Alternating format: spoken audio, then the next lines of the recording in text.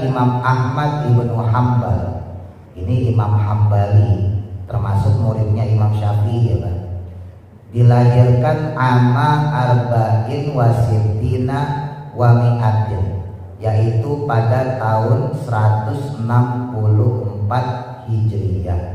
Jadi kalau dari segi tahun ya, yang pertama Imam Abu Hanifah dilahirkan tahun 80 Hijriyah. Terus kemudian Imam Malik bin Anas tahun 83 Hijriah, lalu Imam Syafi'i ya 150 Hijriah, terus kemudian Imam Hambali 164 Hijriah. Wa Syafi'i, dan adapun Imam Asy-Syafi'i itu durrun nadir, adalah permata yang berkilau. Qad faqo, yang mana beliau itu sungguh unggul fil ufuki, di berbagai penjuru, dan dengan kemuliaannya. Maksudnya Imam Syafi'i itu secara keilmuan itu diakui oleh para ulama. 7 tahun hafal Quran, 13 tahun hafal hadis, yang namanya Al-Muwatta, kitab hadis ya, Imam Malik bin Anas, gurunya Imam Syafi'i. Beliau ini wafatnya tahun 204 Hijriah ya. Usianya cuma 54 tahun, Pak. Fatwa Imam Syafi'i yang berada di Baghdad atau Irak itu disebut qaul qadim, qaul terdahulu. Lalu ketika Imam Syafi'i pindah ke Mesir, pendapat beliau, fatwa beliau di Mesir itu dinamakan qaul jadid, qaul terbaru.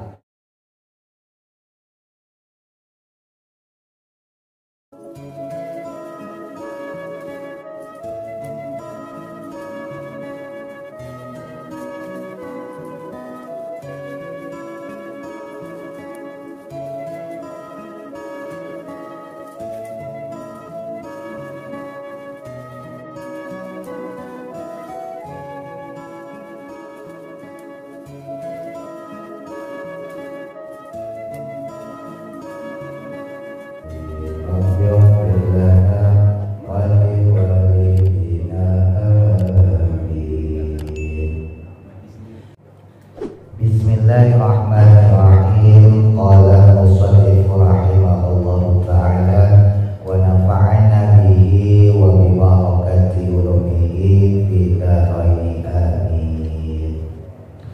Lanjutkan tentang muqaddimah dari kitab As-Simarul Yani'ah, syarah dari kitab Riyadul Badi'ah. Kemarin ditegaskan bahwa kitab ini berisi keterangan atau pelajaran dengan mazhab Syafi'i.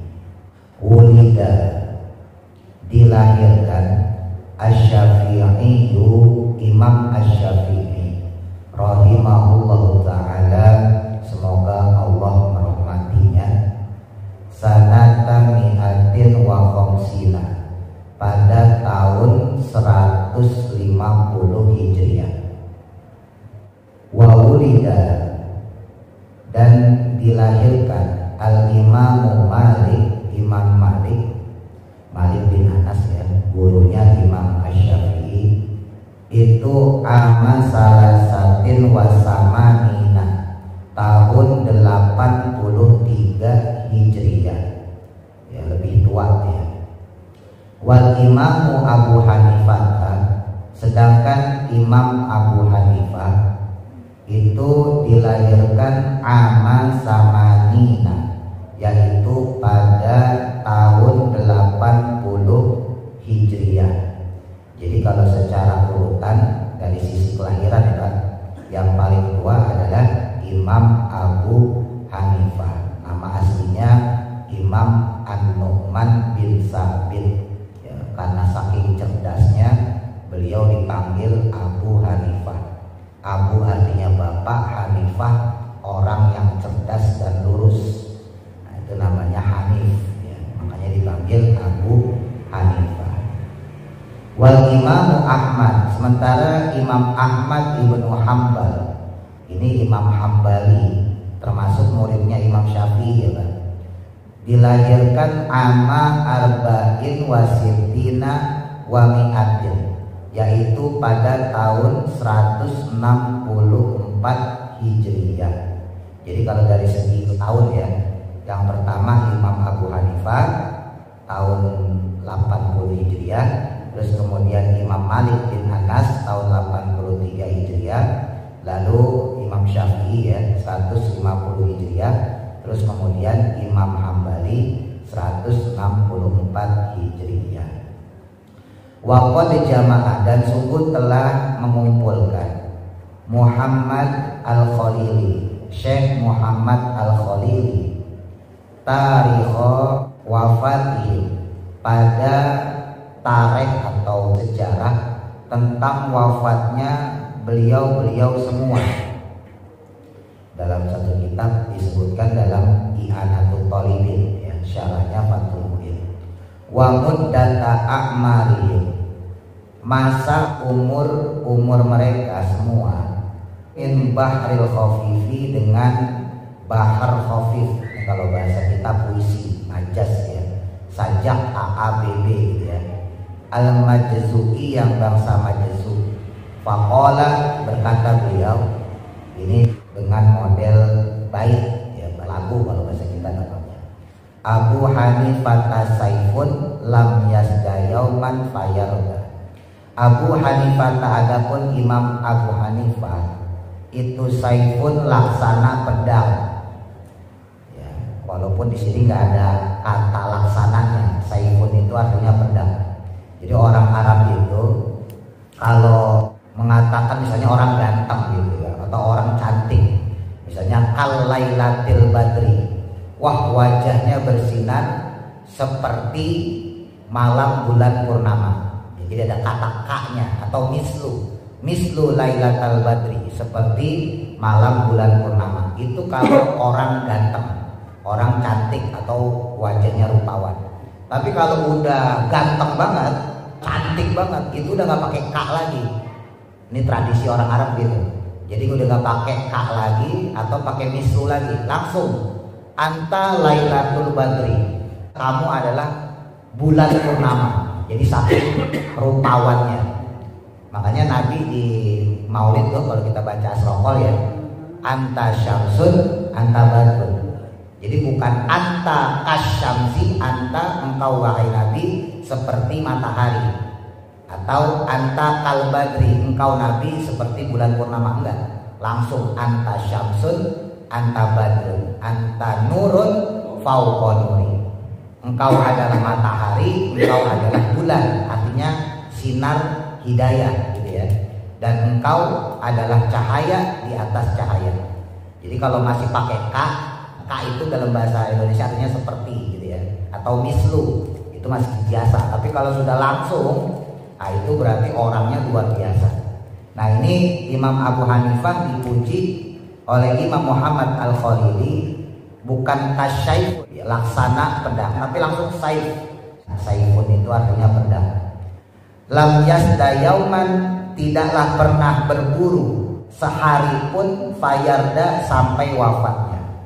Kan orang ada yang punya pedang buat gagah-gagahan gitu ya, ada orang yang punya pedang buat berantem, tapi ada orang yang punya pedang karena dia pengen ngasih tahu orang lain bagaimana cara bikin pedang. Nah, ini beda nih Pak. Laksana pedang tapi bukan dipakai buat berantem, bukan dipakai buat berburu, bukan dipakai buat gagah-gagahan, tapi untuk dikasih tahu kepada orang lain bagaimana cara bikin pedang.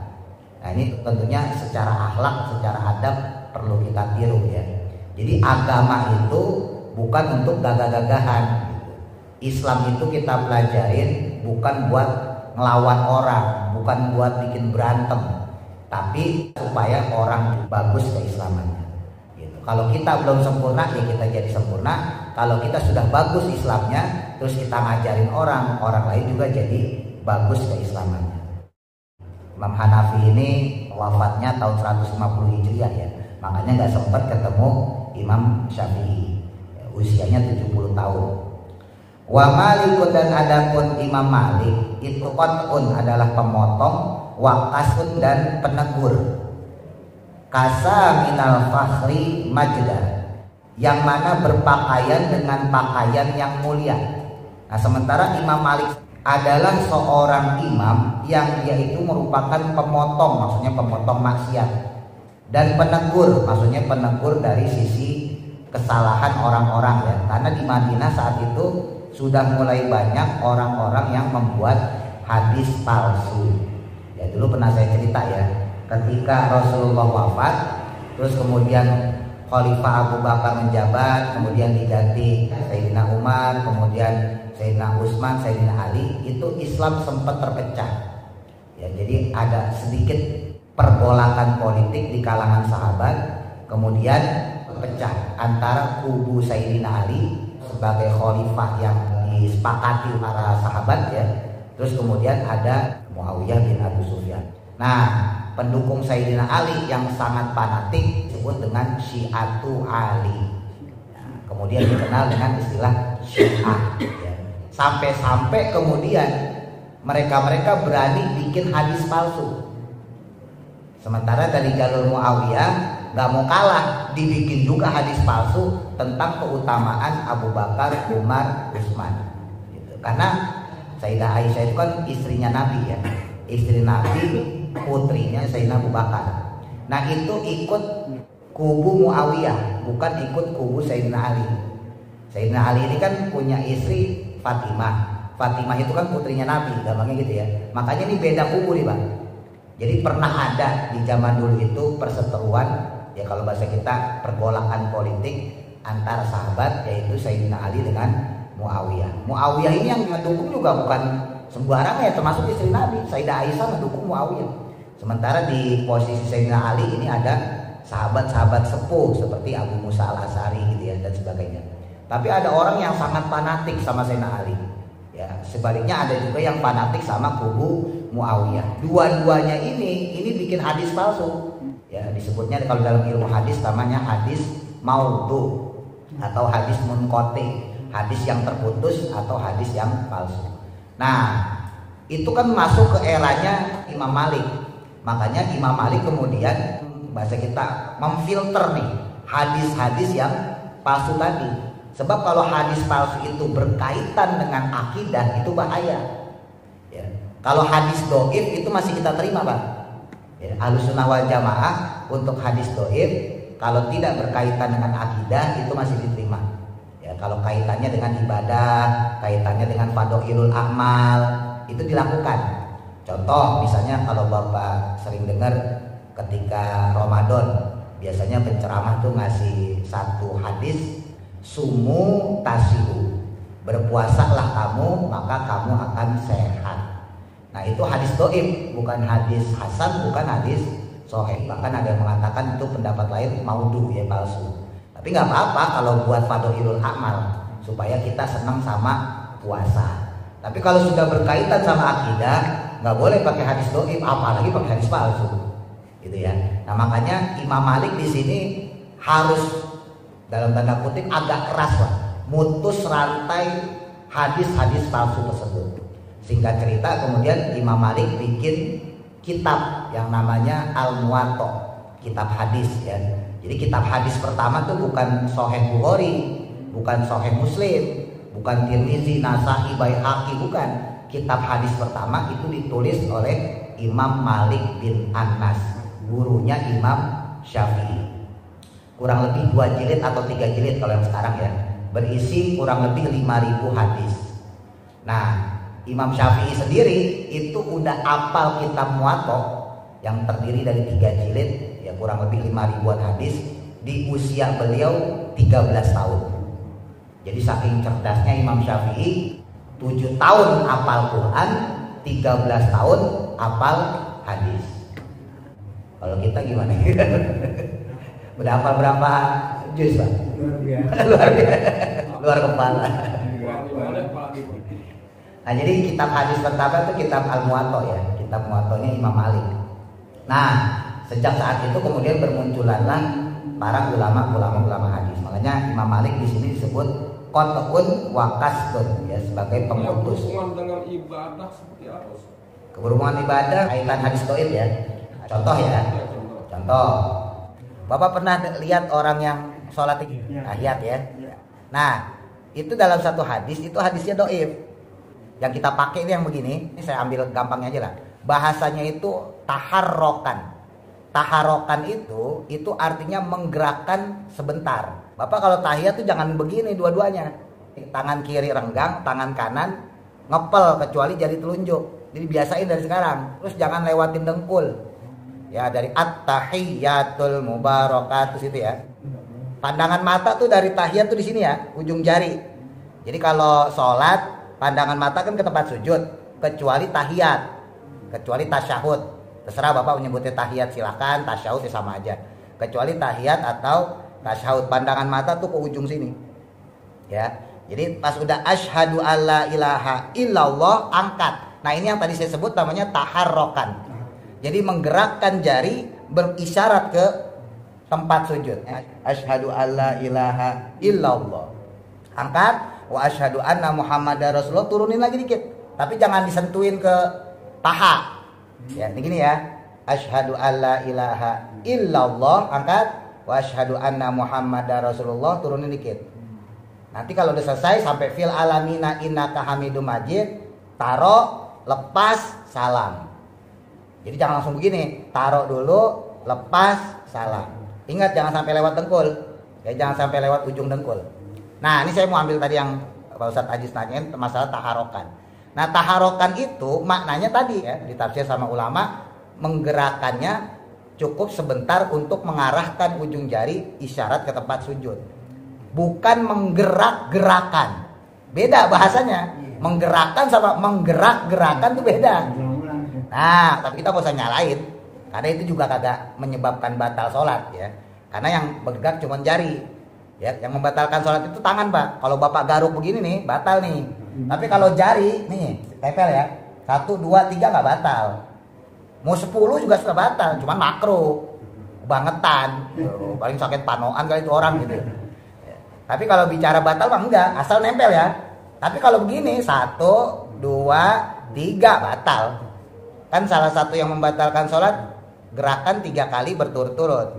Nah, gerakannya itu maksudnya tangan ya, keseluruhan tangan bukan jari. Jadi kalau kita garuk ini 1, 2, 3 nggak batal. Makanya saudara kita yang begini nggak batal ya. Ini nggak batal, kecuali begini-begini. Nah, baru begini nggak batal ya. Cuman nggak seperti itu sebetulnya. Balik lagi ke bahasa hadis ya. Taharokan itu makna aslinya sebetulnya adalah menggerakkan. Nah, kalau mereka menerjemahkannya menggerak-gerakan kan beda tuh Pak. Menggerakkan sama menggerak-gerakan enggak? Gitu. Kalau menggerakkan itu cukup sekali terus mengarah ke tempat sujud. Nah, itu yang kita pakai. Sementara mereka mentafsirkannya menggerak-gerakan. Nah, itu hadis yang menggerak-gerakan tadi itu doif. Tapi ya tadi jangan kita nyalain orang, maksudnya biarin aja. Cukup kita tahu aja. Nggak sampai maudhu nggak ya? Nggak sampai maudhu, nggak sampai palsu. Itu hanya doif saja. Kalau yang palsu itu misalnya kayak nikah mut'ah. Nikah mut'ah tahu? Kawin kontrak. Nah, kawin kontrak itu hadisnya maudhu ya, palsu itu. Kawin kontrak. Jadi dulu beberapa sahabat yang diutus sama Nabi berdakwah itu konon diperbolehkan sama Nabi untuk nikah. Nah, itu yang disebut dengan mut'ah tadi. Namanya orang dakwah, Pak. Orang dakwah kan ninggalin istri gitu ya. Apalagi orang Arab, nafsunya kan agak gede. Gak mungkin dia tinggal di satu tempat dakwah lama di situ terus nahan birahi gampangnya gitu. Makanya mereka kemudian kawin kontrak. Jadi dakwah di situ 6 bulan, ya udah kawin sama perempuan di situ selama 6 bulan. Nah, baru kemudian pulang. Nah, tapi hadis itu maudhu, hadis itu palsu, bukan hadis bener itu. Orang Arab di Bogor enak tuh ya. Nah, makanya itu dipraktekin di Bogor itu. Ya, orang-orang Arab bisa lebih banyak ya. Hadisnya palsu ya. Tapi itu sering dijadiin dalil sama orang. Gitu. Baik ya. Nah, jadi secara akidah itu hadisnya harus hadis yang sahih. Kalau akidah ya. Tapi kalau ibadah, fadhilul amal itu nggak sampai sahih pun nggak masalah. Hasan ya. Bahkan dhaif pun nggak masalah. Ya, yang penting bukan untuk masalah akidah. Terus kemudian Imam Asy-Syafi'i, wa Syafi'i, dan adapun Imam Asy-Syafi'i itu durrun nadir, adalah permata yang berkilau. Qad faqo, yang mana beliau itu sungguh unggul fil ufuki di berbagai penjuru dan dengan kemuliaannya. Maksudnya Imam Syafi'i itu secara keilmuan itu diakui oleh para ulama ya. Beliau ini wafatnya tahun 204 Hijriah ya. Usianya cuma 54 tahun Pak.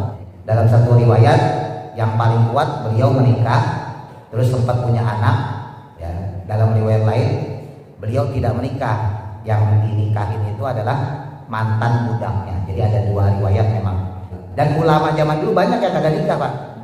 Ya, misalnya kayak Imam Nawawi. Imam Nawawi itu kagak nikah. Ya. Kenapa? Ya itu saking seriusnya nyari ilmu, belajar, mondok kalau bahasa kita, dari majlis ke majlis yang lain untuk ilmu, saking seriusnya beliau nuntut ilmu, merasa masih bodoh sampai lupa nikah. Jadi nikah aja lupa. Saking asiknya nyari ilmu. Nah, kalau kita kan kagak, tetap aja ingat. Wa Ahmad dan kemudian Imam Ahmad, ini muridnya Imam Syafi'i, Imam Ahmad bin Hanbal maksudnya. Itu ma'rubur adalah peluas yang mulia. Maksudnya beliaulah yang menyampaikan pendapat-pendapat mazhab Syafi'i. Qad azharo yang mana beliau telah menampakkan ad-dina akan agama mujidan dengan mulia. Nah ini karena beliau belajar banyak dengan Imam Syafi'i. Nah saya lanjutkan sedikit tadi ya. Imam Syafi'i itu setelah usia 20 tahun ya Pak, beliau mondok bahasa kita pesantren di tempat Imam Malik. Itu kemudian beliau hijrah ke Irak. Kemarin sempat saya singgung ya, pengen belajar sama Imam Hanafi. Cuman di sana nggak ketemu. Ketemunya sama murid-muridnya Imam Hanafi. Imam Syafi'i itu aslinya Syam ya Pak, masih ingat ya kemarin ya. Kalau sekarang Palestina, Suriah, Lebanon. Beliau itu aslinya Gaza, sekarang lagi diperebutkan. Nah beliau itu dari cikal bakalnya ulama ya. Jadi bapak beliau sendiri Idris itu ulama. Terus kemudian ibunya beliau sendiri Fatimah itu sufi dari perempuan. Makanya lahirnya Imam Syafi'i. Pernah dengar ya kisah Imam Idris, bapaknya Imam Syafi'i? Imam Idris ini kan bapaknya Imam Syafi'i. Beliau aslinya dari Mekah. Terus kemudian hijrah ke Syam ya untuk berdagang, untuk belajar dan sebagainya. Ingat Syam itu dulu kota peradaban ya. Jadi orang-orang pintar tuh banyak di sini. Nah, singkat cerita, Syekh Idris, bapaknya Imam Syafi'i, ini nemu buah apel di sungai. Nah kemudian dimakan. Setelah selesai dia baru ingat lah ini kan buah orang ini. Padahal buahnya nganyut di sungai Pak. Kalau kita kan jangankan nganyut di sungai, ada di pohon aja diambil. Ini yang ada di sungai kan berarti nggak kepake gambarnya gitu ya. Nah saking hati-hatinya ditelusurin ke sungai. Siapakah pemilik buah apel ini? Ditelusurin kan. Singkat cerita sampailah di satu tempat yang ada kebunnya. Nah beliau menduga jangan-jangan inilah pemilik apel ini. Iya. Sampai kemudian dia datang minta ikhlasnya. Minta ikhlasnya Pak, supaya Bapak ikhlas nih. Nih apelnya udah terlanjur saya makan.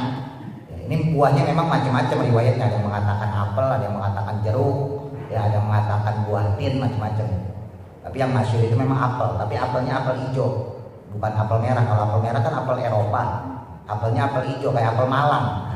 Nah singkat cerita si yang punya ini ngomong, wahai Idris, kalau kamu pengen saya ikhlasin, kamu kerja di sini 3 tahun nggak saya gaji, cuman saya kasih makan. 3 tahun nggak digaji. Akhirnya Syekh Idris bilang, ya demi keikhlasan yang kau berikan, yaudah saya terima deh, mau kagak mau. Nah ada yang menarik, suatu ketika ada pemborong pengen beli buah. Nah terus kemudian pemborong tadi minta 3 karung. Syekh Idris disuruh mengumpulkan apel-apel yang sudah matang. Kalau apel hijau kan gak kelihatan Pak matang apa kagaknya. Nah singkat cerita dikumpulkanlah oleh Syekh Idris 3 karung. Nah itu 3 karungnya asam semua. Gak ada yang manis. Ditanya nih sama si pemilik kebun, Idris kamu gimana sih? kan kita minta yang manis, yang sudah masak, yang sudah matang, yang sudah siap dijual. Kenapa ini kagak ada yang manis? Syekh Idris, bapaknya Imam Syafi'i bilang, wahai tuan, saya selama kerja di sini 3 tahun nggak pernah nyobain satu pun. Jadi mana saya tahu yang manis apa yang asam tuh, saking jujurnya. Kerja di tempat buah, satu buah pun nggak pernah dimakan. Lah kita nggak kerja di tambah, ada di pokoknya kita. Bayangin. Nah, disitulah beliau salut, maka kemudian udah, kamu selesai tugasmu, kamu nikah sama anak saya. Tapi anak saya buta, anak saya tuli, anak saya pincang. Kata Syekh Idris, ya demi keikhlasan yang kau berikan pada saya terima. Gak apa-apa, saya nikahin dia anak kamu. Singkat cerita dinikahin. Pas masuk ke kamar, kaget Pak. Kan nikah zaman dulu gak kayak sekarang, berhadapan ya. Dulu perempuannya di kamar sono, bapaknya yang ngijabin.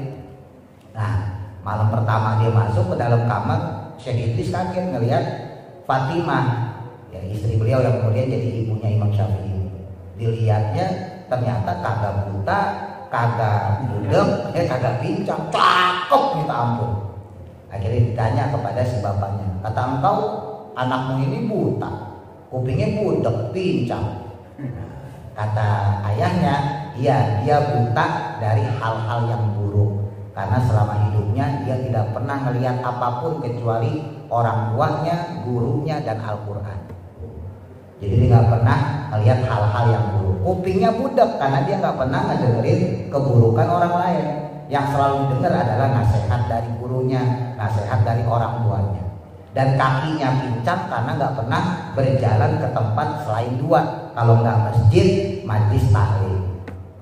Wow, melihat kayak gitu ya, Syekh Idris, wow ini mah top kalau kayak gini kan. Nah makanya lahirnya Imam Syafi'i Pak, bapaknya begitu, ibunya begitu, lahirnya Imam Syafi'i. Nggak usah kaget, Imam Syafi'i itu 4 tahun Pak di kandungan. Jadi bukan 9 bulan.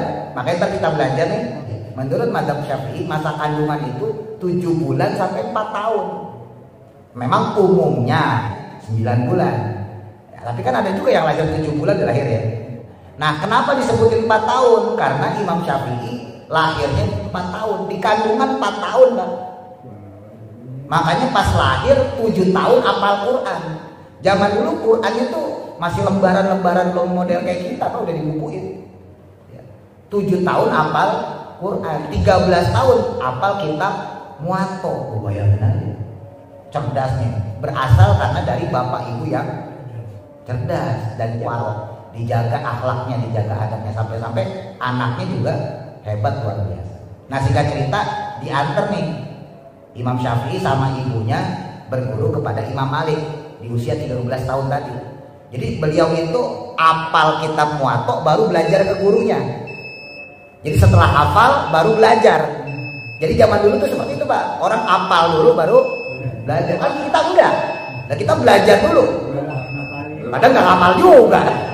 Udah belajar nggak hafal ya. Nah kalau zaman dulu tuh begitu. Nah singkat cerita dari 13 tahun sampai 20 tahun Imam Syafi'i belajar kepada Imam Malik. Imam Malik kemudian menyuruh Imam Syafi'i untuk berangkat ke Baghdad, ke Irak. Jadi yang nyuruh itu gurunya sendiri. Kata Imam Malik, ilmu saya udah habis sama kamu. Jadi gurunya sendiri nyerah. Saking pinternya Imam Syafi'i, gurunya nyerah. Kata Imam Malik, kamu udah pinter, berangkat kamu cari guru yang lebih hebat lagi. Tuh. Harusnya belajar kayak gitu Bang. Ya, gurunya yang nyerah. Nah, ini enggak, itu jamaah yang nyerah. Jamaahnya habis. Jamaahnya habis. Habis. Dan gurunya yang nyerah ya. Nah singkat cerita nih Imam Syafi'i kemudian ke Baghdad, ke Irak mau mencari Imam Hanafi, tapi karena Imam Hanafi sudah wafat ya, akhirnya beliau berguru kepada murid-murid Imam Hanafi. Sampai beliau kemudian diangkat jadi mufti juga. Jadi di Irak itu beliau sempat jadi mufti, kalau bahasa kita ketua MUI lah, tapi mufti itu lebih tinggi. Dia juga penentu hukum ya, disebutnya mufti. Jadi ketua MUI sekaligus penentu hukum. Kalau di Indonesia kan ketua MUI yang ngasih fatwa doang, kadang-kadang kagak dijalanin ya. Iya, kalau di sana itu kalau ngasih hukum ya dijalanin. Nah itu namanya mufti. Nah sampai beliau usia 48 tahun jadi mufti di Baghdad. Singkat cerita ada pergolakan politik, nanti soal kapan-kapan saya sampaikan. Imam Syafi'i kabur dari Baghdad, dari Irak. menuju Mesir di usia 48 tahun. Di Mesir itu beliau sampai wafat ya, umur 54, berarti kurang lebih 6 tahun di Mesir. Nah ini perlu saya tegasin, fatwa Imam Syafi'i yang berada di Baghdad atau Irak itu disebut qaul qadim, qaul terdahulu.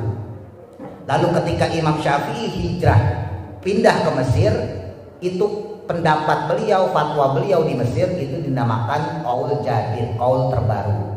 Jadi kalau kita belajar mazhab Syafi'i itu ada dua qaul sebetulnya, ada dua pendapat. Ya. Adapun kitab fikih dengan mazhab Syafi'i yang dipelajari mayoritas kita banyak mengambil qaul jadid. Ya, jadi qaul terbarunya Imam Syafi'i. Walaupun Imam Syafi'i sendiri di Mesir itu cuma 6 tahun. Tapi qaul jadidnya lebih banyak dipakai daripada qaul qadim beliau yang waktu berada di Baghdad, Irak. Saya habisin dulu.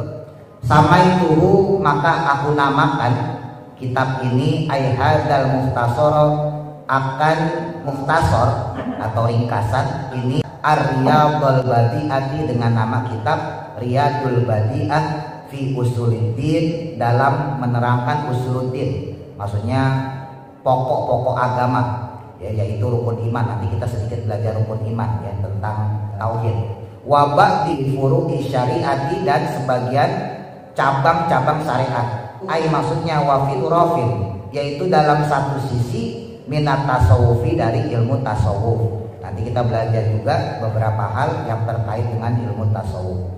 Rojian, yang mengharap, minallahi, kepada Allah, ayyan fa'a, semoga memberikan manfaat, bihi, dengannya, dengan kitab yang kita pelajari ini. Ai maksudnya bihadzal mukhtasari, dengan mukhtasar atau ringkasan kitab ini, thalabatal ilmi, kepada pencari ilmu. Nah, kita ya. Ini kita didoain sama pengarang kitab, semoga ilmu yang kita pelajari dari kitab ini memberikan manfaat kepada kita. La siyama, terlebih lagi al mubtadiina, untuk para pemula. Nah, kita ini yang awal baru belajar. Ayil akhirina, yaitu orang-orang yang baru belajar, fi sigharil ulumi, pada ilmu-ilmu dasar. Walam yaqduru, dan belum mampu, ala taswiril mas'alati, untuk menjelaskan suatu perkara atau suatu permasalahan. Wa ayyuwajiha, semoga mengarahkan Allah Subhanahu wa taala ilaihi, kepadanya. Ai maksudnya hadal mukhtasori, kepada kitab ringkasan ini. Robbata robbibina, akan keinginannya para pengharap ilmu atau pencari ilmu. Nah, jadi doain mudah-mudahan Allah Subhanahu wa taala juga mengarahkan kita untuk mendapatkan ilmu yang kita inginkan ya, dari apa-apa yang kita pelajari. Amin ya rabbal alamin. Ilam annahu wallahu a'lam. Mudah-mudahan manfaat. Al-Fatihah.